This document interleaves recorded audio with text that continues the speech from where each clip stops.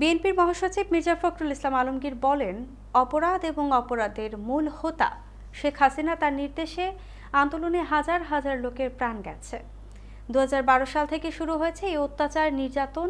তারা প্রায় 16 বছর থেকে আন্দোলন করেছে, তাদের প্রায় 700-রও বেশি মানুষ গুম হয়েছে।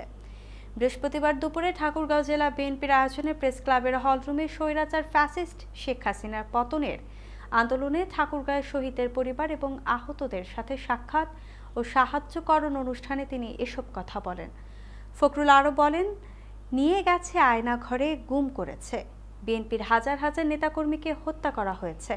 প্রায় 60 লাখ মানুষের বিরুদ্ধে মিথ্যা মামলা দেওয়া হয়েছে। তারা এবার আশাবাদী হয়ে উঠেছে, নতুন অন্তর্বর্তীকালীন সরকার এই জঞ্জালকে দূর করে তারা দেশে এমন একটা পরিবেশ সৃষ্টি করবেন যে পরিবেশে সুষ্ঠুভাবে সকলের অংশগ্রহণের মধ্য দিয়ে একটি গ্রহণযোগ্য নির্বাচন হবে। সেই নির্বাচনের মধ্য দিয়ে জনগণের একটি পার্লামেন্ট তৈরি হবে। এ সময় উপস্থিত ছিলেন জেলা বিএনপির সহসভাপতি ওবায়দুল্লাহ মাসুদ, সাধারণ সম্পাদক মির্জা ফয়সাল আমিন, অর্থ বিষয়ক সম্পাদক শরীফুল ইসলাম শরীফ, দপ্তর সম্পাদক মামুনুর রশিদ, জেলা ছাত্রদলের সভাপতি কায়েস সহ অন্যান্যরা। পরিবারগুলোর সাথে সাক্ষাৎ শেষে ঠাকুরগাঁয়ে বৈষম্য বিরোধী ছাত্র আন্দোলনে আহত ও পরে নিহত 4 জনের মাঝে 1 লক্ষ করে টাকা দেওয়া হয় এবং অন্যান্য আহতদের ক্ষতি অনুযায়ী বিভিন্নভাবে 45 জনের মাঝে মোট 15 লাখ টাকা বিতরণ করা হয়।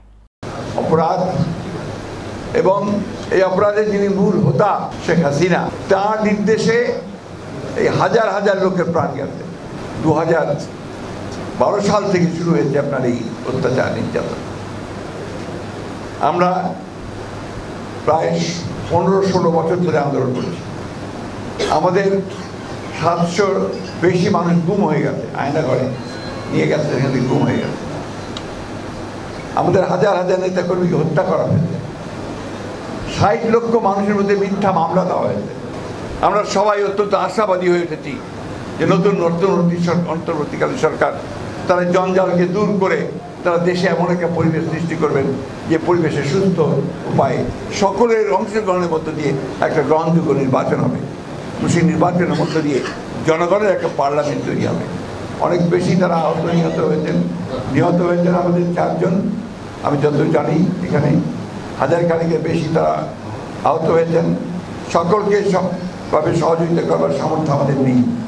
যেটুকু সামর্থ্য আছে সেই সামর্থ্য দিয়ে আমরা আজকে আমাদের কিছু ছেলেদের গুরুতর আহত যারা, পঙ্গু যারা, তাদের পাশে দাঁড়াবার চেষ্টা করছি।